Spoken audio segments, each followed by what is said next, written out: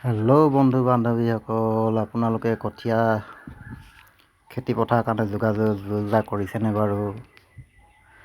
আমাৰ এয়া আজি কঠীয়া সিঁচিম বুলি লৈছোঁ আৰু কঠীয়া গাপ দিয়া থোৱা আছিলে, এইয়া গজিলে, কিমান ধুনীয়া গজিলে চাওক।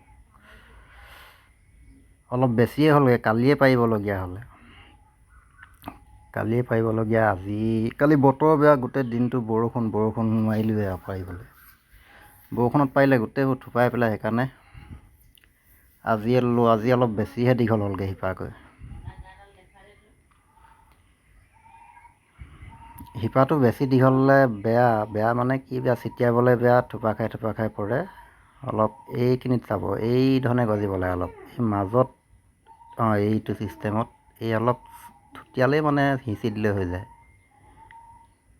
বেছি দীঘল হ'লে ছিটিয়াবলৈ বেয়া। আৰু কি হয়, কপৌ চৰাই মানে ওপৰৰ পৰা দেখি থাকে, কপৌ চৰাই ঢেৰ পৰেহি। এইখিনিতো বেছিয়ে হৈছেগৈ। এতিয়া ছিটিয়াবলৈ হ'লে থোপা খাই পৰিব, এইখিনি ভাগি ছিগি নাযায়, মানে এৰি নিদিয়ে গাৰ পৰা। এইখিনি চাওক, এইখিনি চাওক, এয়া দেখিনে কিমান গজি গ'ল।